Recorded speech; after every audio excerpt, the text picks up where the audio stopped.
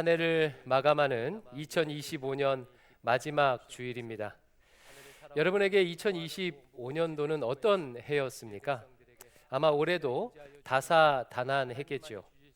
교회적으로도 여러 일들이 있었습니다. 대표적인 몇 가지만 이야기하자면 올해부터 그로잉 EOE라는 어린 자녀들 제자훈련 프로그램을 시작했고요.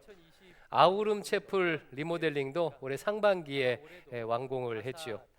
장로 선거를 통해 3명의 장로님을 세우기도 했습니다. 또 리모델링으로 인해서 작년에 하지 못했던 새생명 축제도 올해 다시 개최했었습니다.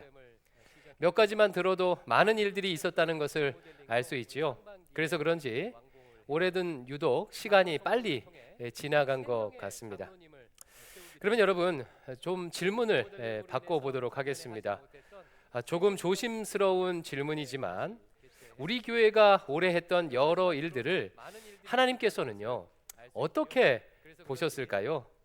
여러 성취들과 행사들을 기뻐하셨을까요?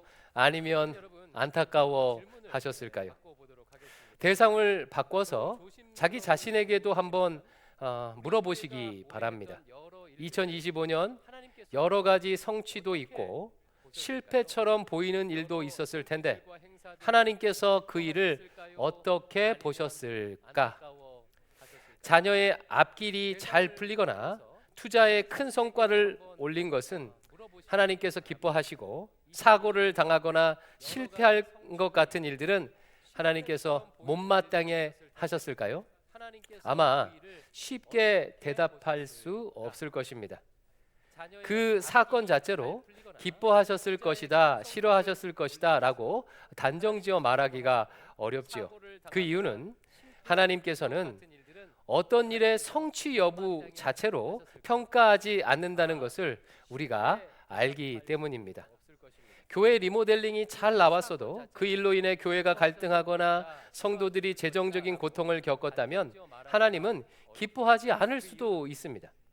큰 돈을 벌었어도 투기를 했거나 다른 사람의 것을 빼앗았다면 하나님은 오히려 노하실 수도 있습니다.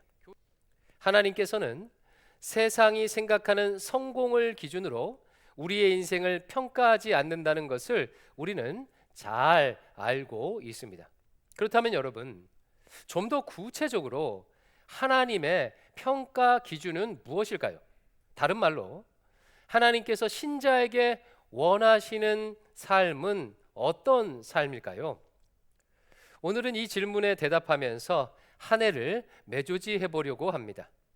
미가 선지자가 전하는 하나님의 원하심이 무엇인지 살펴보고 그것을 기준으로 올 한 해 우리의 삶을 돌아보고자 합니다.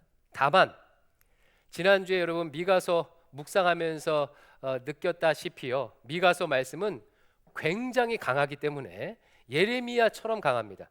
그래서 각오를 좀 하면서 들으셔야 할 것입니다. 여러분, 신앙 생활에 있어서 신자들이 가장 중요하게 여기는 것은 무엇이지요? 아마 예배 생활이 아닐까 싶어요. 특히 주일 오전 예배의 경우는요, 신앙 생활의 기준이라고 할 만큼 중요하게 생각을 합니다. 저는요, 모태신앙으로 어려서부터 주일 성수를 잘할 것을 철저히 배우다 보니까 50년을 살면서요, 제 기억으로는 주일 예배를 빠져본 기억이 없습니다. 여러분 대단하지 않습니까? 50년 동안 매주 주일 한 번도 빠지지 않고 교회 나와서 예배를 드렸다는 거예요.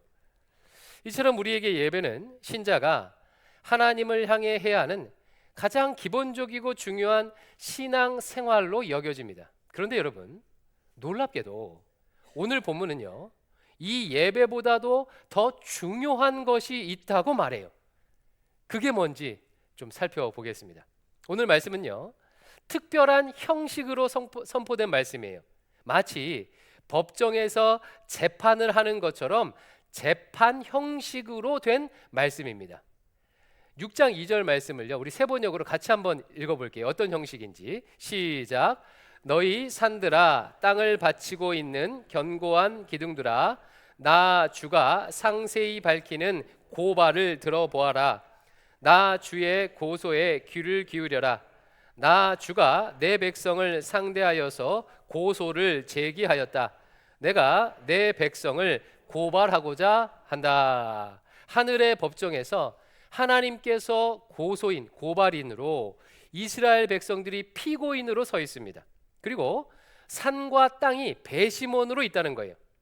하나님께서 먼저 이스라엘을 고발하시면서 말씀을 하세요. 이스라엘아, 내가 너희를 괴롭게 한 적이 있더냐? 내가 너희를 애굽에서 구원하지 않았느냐? 내가 모세, 아론, 미리암을 보내서 너희를 광야에서 인도하지 않았느냐? 심지어 발람이라는 선지자가 너희를 저주할 때도 내가 오히려 너희를 축복하지 않았느냐? 너희는 내가 한 일을 기억해라 라고 고발하셨어요. 여러분, 하나님께서 왜 이렇게 말씀하시는 것일까요? 이스라엘 백성들이 하나님의 은혜를 잊고 하나님을 떠났기 때문입니다. 배은망덕한 이스라엘을 향해서 베푼 은혜를 기억해라 라고 외치시는 거예요. 그러자 하나님의 고발을 들은 이스라엘이 이렇게 반응을 합니다. 6절 말씀, 내가 무엇을 가지고 여호와 앞에 나아가며 높으신 하나님께 경배할까? 내가 번제물로 된 1년 된 송아지를 가지고 그 앞에 나아갈까? 하나님의 은혜에 무엇으로 보답하면 좋을까? 1년 된 송아지를 바치면 될까? 이런 말이에요. 1년 된 송아지라는 것은 정성스럽게 구별된 예물을 뜻합니다. 우리로 따지면 정성스럽게 구별한 11조라고 할 수 있습니다. 이어서 7절에 또 이렇게 말해요. 7절 상반절, 여호와께서 천천의 순양이나 만만의 강물 같은 기름을 기뻐하실까? 천천만만은 엄청나게 많은 수죠. 엄청나게 많은 제사 제물을 일컫는 표현이에요. 우리식으로 하면 이런 겁니다. 매일매일 예배를 드리고 1000번, 10,000번 예배를 드리면 하나님께서 기뻐하실까? 그 은혜를 갚는 것이 될까? 이런 말인 것입니다. 그 뒤, 내 허물을 위하여 내 맏아들을, 내 영혼의 죄로 말미암아 내 몸의 열매를 드릴까? 이것은요, 맏아들을 제물로 바치면 기뻐하실까? 내 몸을 자해하면서 제사를 드리면 될까? 이런 뜻이에요.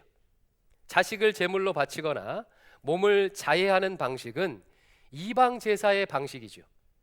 자신에게 가장 소중한 것을 바치고 신을 자극하면서 제사하는 방식입니다. 여러분, 우리로 따지면 이것은 뭐에 해당한다고 할 수가 있을까요? 가장 소중한 집문서를 헌금으로 막 바치거나 스스로 몸을 해치면서 금식 기도를 하거나 혹은 방방 뛰면서 열정적으로 찬양하는 것 등이 해당하지 않을까 싶습니다. 이스라엘은 하나님의 은혜에 값비싼 제물이나 많은 제사를 드리는 것으로 보답하겠다고 지금 그 고발에 반응을 하고 있는 거예요. 여러분, 이들은 지금 하나님을 어떤 하나님으로 대하고 있는 것입니까? 마치 우상처럼 여기는 겁니다. 우상들의 특징은요, 많은 제물과 제사를 좋아한다는 특징을 가지고 있어요. 큰 제물을 바쳐야 기뻐하고 제사를 많이 드려야 관심을 가집니다. 우상들은요, 공양미 300석을 바쳐야만 눈을 뜨게 해주고 자식을 바쳐야 응답을 해줍니다. 이스라엘의 대답은 하나님을 이런 이방신 정도로 여기는 대답인 거예요. 그러자 이에 미가 선지자가 나서서 이스라엘에게 이렇게 선포를 하는데, 이게 오늘 핵심이에요. 6장 8절 같이 읽어봅니다. 시작. 사람아, 주께서 선한 것이 무엇임을 내게 보이셨나니 여호와께서 내게 구하시는 것은 오직 정의를 행하며 인자를 사랑하며 겸손하게 내 하나님과 함께 행하는 것이 아니냐. 사람들아, 주님께서 이미 무엇이 선한 일인지 너희에게 말씀하지 아니하였느냐? 이미 하나님께서 율법을 통해 무엇을 원하시는지 말씀해 주셨다는 거예요. 여러분, 그게 뭐라고요? 첫 번째, 오직 정의를 행하며. 두 번째, 인자를 사랑하며. 여기서 인자는요, 쉬운 용어로 긍휼로 바꿀 수 있습니다. 두 번째, 긍휼을 행하며, 세 번째, 겸손하게 내 하나님과 동행하는 것이 아니냐. 여러분, 이 말씀에요, 별표를 수백 개 치십시오. 밑줄을 쫙쫙 그어 놓으세요. 바로 이 말씀이 구약 선지자들의 가르침의 핵심이고, 더 나아가서 구약 율법의 핵심입니다. 여러분, 구약의 소선지서가 총 몇 권 있지요? 소선지서는요, 호세아부터 말라기까지 12권이 있습니다. 그런데 이것은 구약 성경을 헬라어로 번역한 70인경이 이렇게 구분해 놓은 거예요. 실제로 소선지서는 한 권이었다는 것이 구약 학계의 정설입니다. 소선지서를 한 권으로 볼 때 정 가운데 있는 말씀이, 핵심 말씀이 미가서고, 그 중에서도 핵심이 바로 오늘 본문 미가서 6장 8절인 거예요. 그러니까 소선지서의 교훈을 한 줄로 요약하면 이렇게 된다는 거예요. 하나님께서 구하시는 것은, 하나님께서 너희들에게 원하시는 것은 정의와 긍휼과 겸손이다. 이것은 비단 선지서만의 핵심이 아닙니다. 유대 탈무드는 율법에 대해서 이런 설명을 붙여 놓았어요. 구약에 있는 613가지의 율법을 미가서 6장 8절 말씀이 단 3가지로 압축했다라고 설명하고 있습니다. 즉 모세 오경의 율법을 3가지로 압축하면 정의, 긍휼, 겸손으로 요약할 수 있다는 것입니다. 이스라엘이 하나님 앞에서 실패했던 것은 제사나 제물이 아니었습니다. 그들은 예루살렘 성전을 지은 후 한 번도 제사를, 예배를 드리지 않은 적이 없어요. 꾸준히 반복적으로 하나님께 제사를 드려왔습니다. 그들에게 없었던 것은 제사가 아니라 일상에서의 정의, 긍휼, 겸손이었습니다. 그런데 이를 깨닫지 못하고 하나님께서 고발을 하니까, 그럼 하나님, 더 많은 제물 드리면 은혜의 보답이 되겠습니까? 더 많은 제사를 드리면 하나님 기뻐하시겠습니까? 라고 대답했다는 거예요. 안타깝지만 저는 한국 교회도 비슷한 모습이라고 생각합니다. 다들 아시다시피 한국 교회는 어려운 때를 보내고 있지요. 10여 년 전 1000만이 넘었다고 자랑하던 교세는 10년이 지난 지금 800만 이하로 떨어졌습니다. 그마저도 주일에 교회 나가는 사람은 500만 명이 안 됩니다. 더 암울한 것은 청년, 청소년들이 교회를 떠난다는 것이지요. 여러분 보시기에 왜 이런 어려움을, 우리 한국 교회가 왜 이런 어려움을 겪는다고 생각하십니까?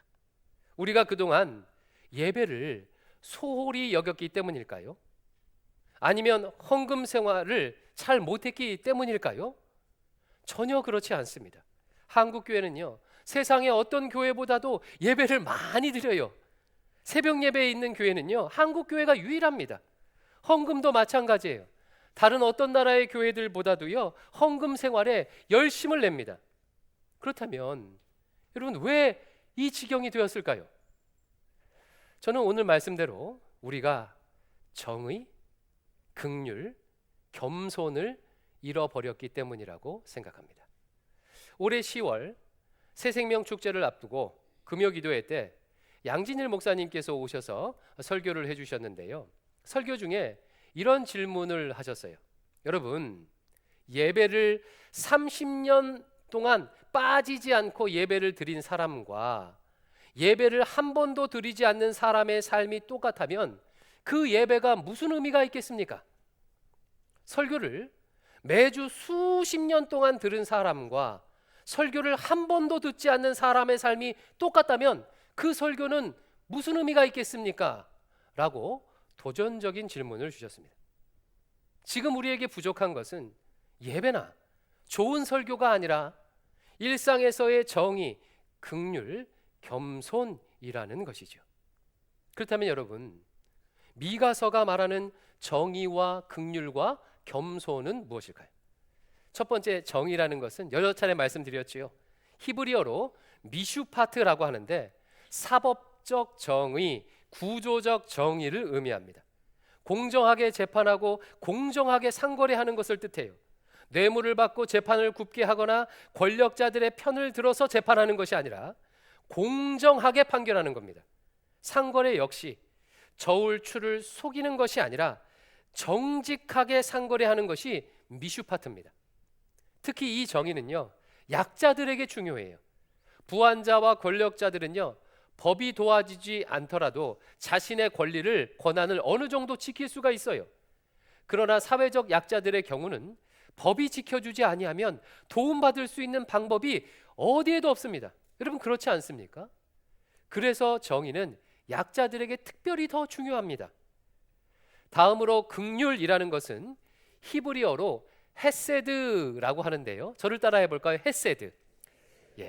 헤세드는 인간을 향한 하나님의 자비를 나타내는 용어예요. 하나님께서는 연약하고 넘어지기 쉬운 우리 인간들을 불쌍하게 여겨주십니다.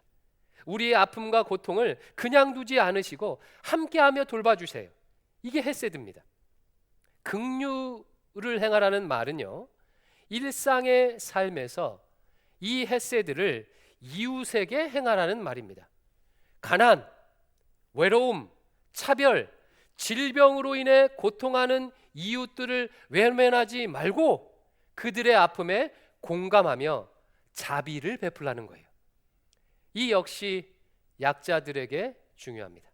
약자들은 사람들의, 이웃의 긍휼이 있어야만 고난 속에서도 희망의 끈을 놓지 아니하고 삶을 영위해 나갈 수 있기 때문이죠. 세 번째, 겸손은 하나님을 향한 겸손한 태도를 의미합니다. 특히 본문은 겸손하게 하나님과 동행하라고 권면하죠. 겸손과 동행은요, 항상 짝을 이루어요. 여러분, 주님께서, 내가 주님과 동행하는데, 즉 주님이 내 옆에 계시는데 함부로 거짓말하거나 함부로 나쁜 짓을 저지를 수 있겠습니까? 그럴 수 없겠지요. 하나님께서 나와 동행한다고 믿는다면요, 겸손해질 수밖에 없는 거예요.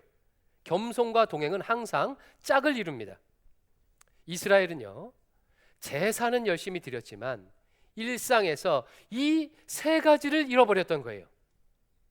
이런 이스라엘을 향해서 미가가 특별히 지도자들에게 이렇게, 지도자들의 죄악을 이렇게 지적합니다. 3장 11절 말씀인데요, 여러분 정말 놀랄만한 얘기예요. 같이 한번 읽어볼까요? 시작.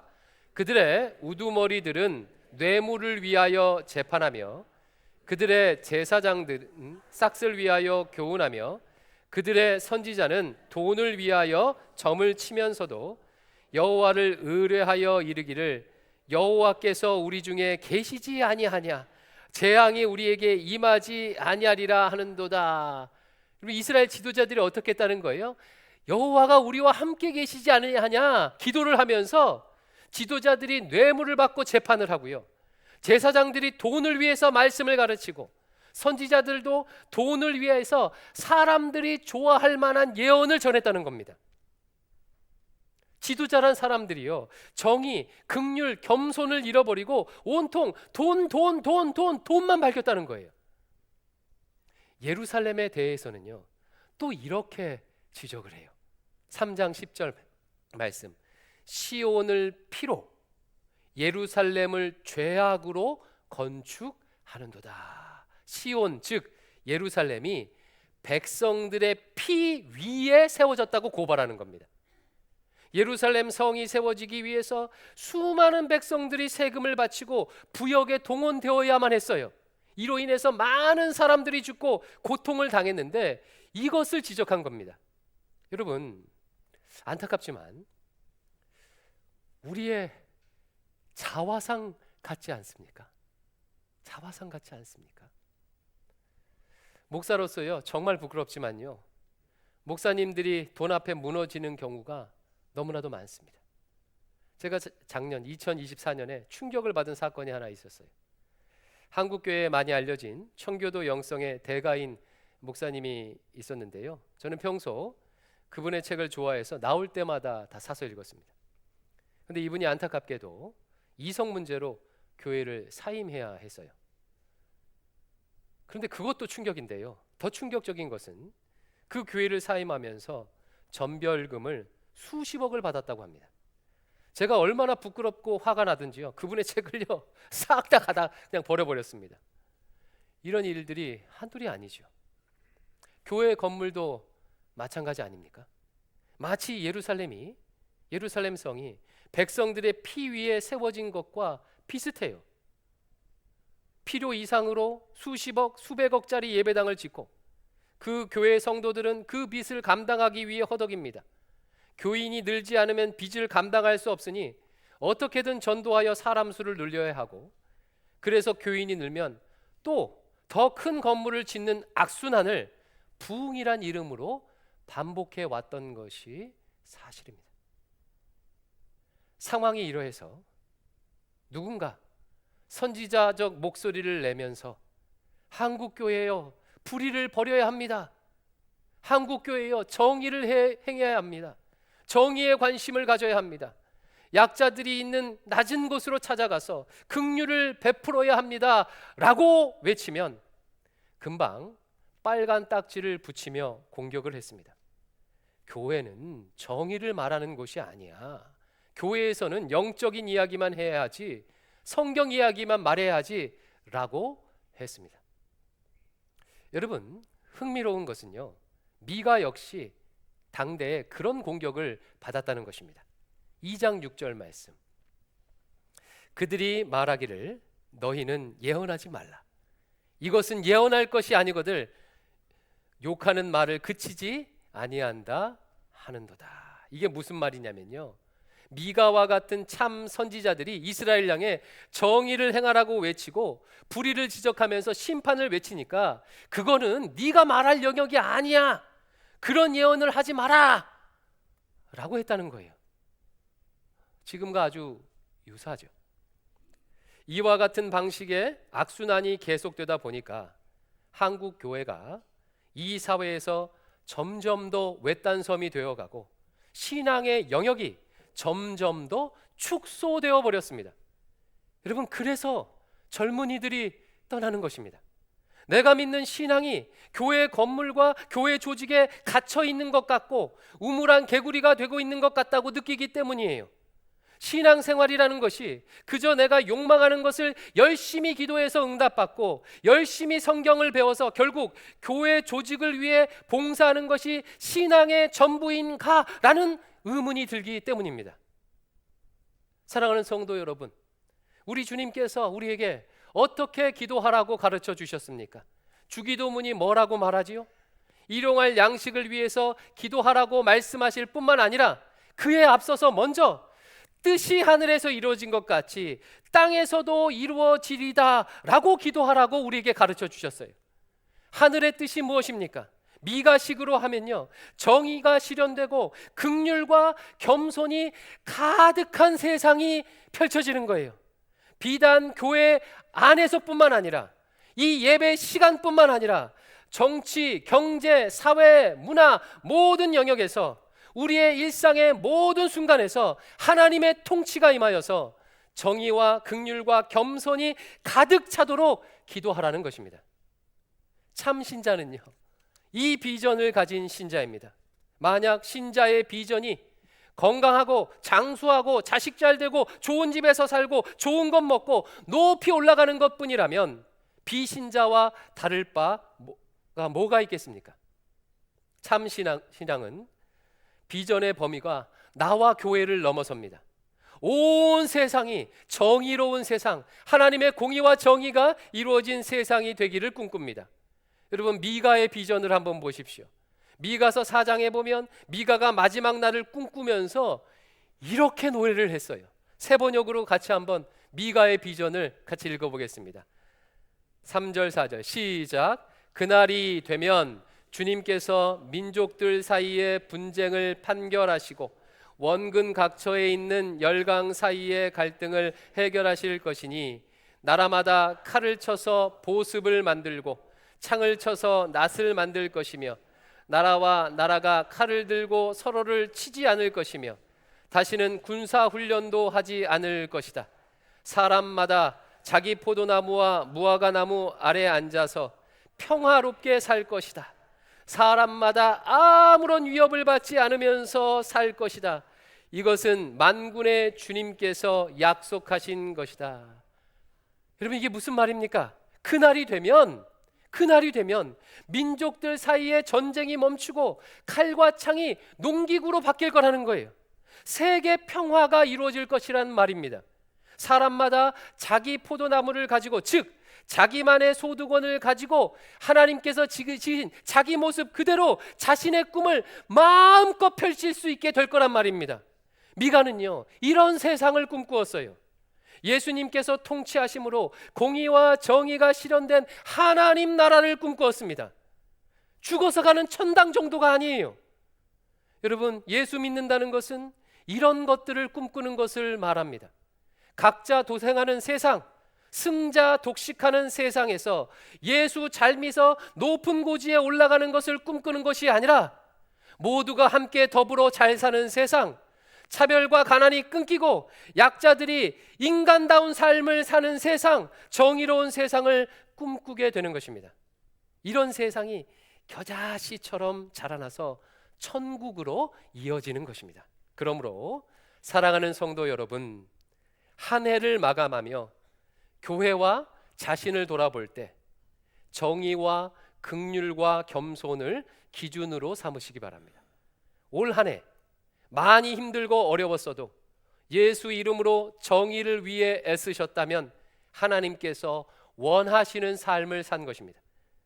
올 한 해 눈에 보이는 뚜렷한 성과가 없었을지라도 예수 이름으로 이웃의 고통과 아픔에 공감하며 긍휼을 헤세드를 실천했다면 하나님께서 기뻐하시는 삶을 산 것입니다. 그리고 이와 같은 일들을 위해 겸손히 주님께 물으며 주님과 동행했다면 정말 잘 사신 것입니다. 세상이 뭐라고 평가하든 하나님 앞에서 성공적인 삶을 산 것입니다. 1977년 1월 20일 미국의 39대 대통령 취임식에서 대통령 당선자 지미 카터는 이 미가서 6장 8절 말씀에 손을 얹고 취임 선서를 했습니다. 그가 꿈꾸었던 미국이 바로 이런 나라였던 것이죠. 이 아침 대광의 성도들도 이 말씀에 자신의 손을, 자신의 삶을, 마음을 얹을 수 있기를 바랍니다. 그리하여 하나님께서 원하시는 삶을 살아내고 하나님께서 구하시는 진짜 예배, 참 예배를 드릴 수 있기를 주의 이름으로 축원합니다. 아멘. 우리 이 마음을 담아서 함께 찬양할 텐데요, 올해 여러 차례 했던 찬양입니다. 꽃들도라는 찬양인데 주님 오실 때 그날에 이루어질 일들을 소망하는 찬양이죠. 이번에는 이렇게 좀 불렀으면 좋겠어요. 꽃들, 그러니까 온 세상의 우리 사람들, 부자나 가난한 자나 약한 자나 모두가 다 꽃들인데 이 꽃들이 누군가에 의해서 짓밟히지 아니하고요, 꽃들이 자기 모습 그대로 그날에 주님을 찬양하는 모습을 상상하면서 우리 이 찬양을 하나님께 올려드리겠습니다.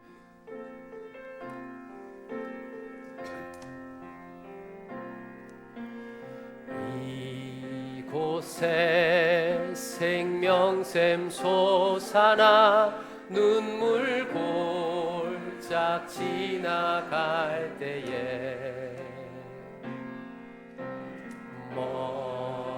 머자나 열매 맺히고 웃음소리 넘쳐나리라.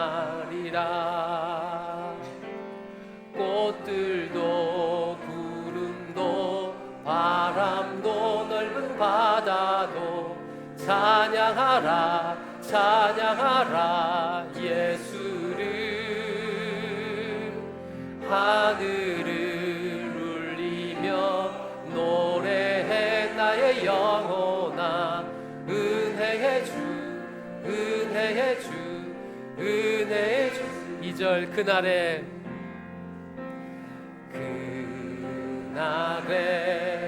하늘이 열리고 모든 이가 보게 되리라.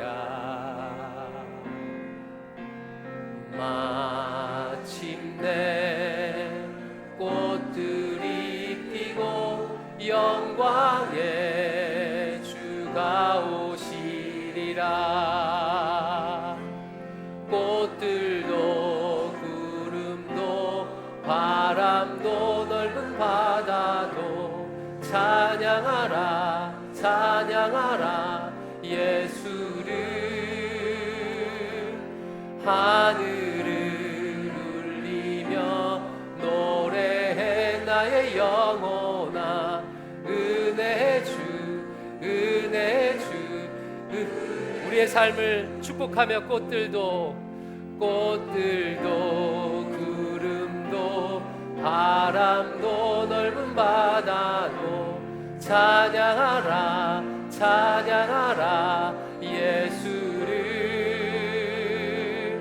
하늘을 울리며 노래해 나의 영혼아.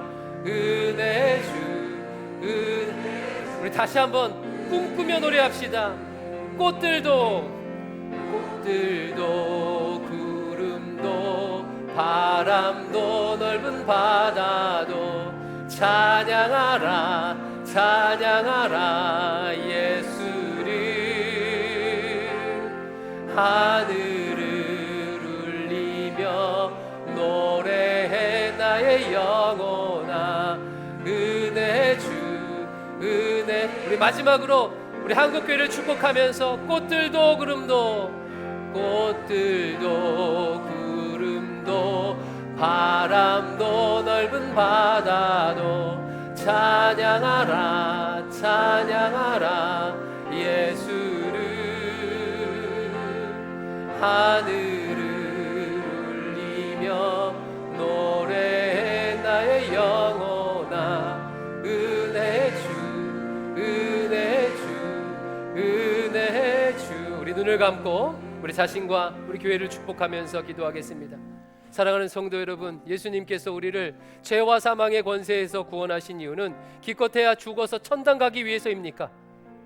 기껏해야 이 땅에서 잘 살고 잘 먹고 자식 잘 되기 위해서 나 구원하십니까? 그게 아니잖아요. 하나님 나라, 하나님의 공의와 정의가 이루어진 나라, 모두가 하나님 앞에 나와서 꽃들처럼 찬양할 수 있는 나라를 꿈꾸시기에 우리를 구원하셨잖아요. 하나님 이 비전을 나의 비전으로 삼습니다. 비록 연약하고 약하지만 내 자리에서 긍휼을 베풀며 이웃을 섬기겠습니다. 주의 복음을 삶으로 일상에서 실천하겠습니다. 예배로 주의 은혜를 보답하는 것을 주의 예배로 때우지 아니하고 주께서 원하시는 정의와 긍휼과 또 겸손을 행하겠습니다. 또 한국교회가 이런 교회가 되게 해주시옵소서. 우리 자신의 목소리로 우리 기도하겠습니다.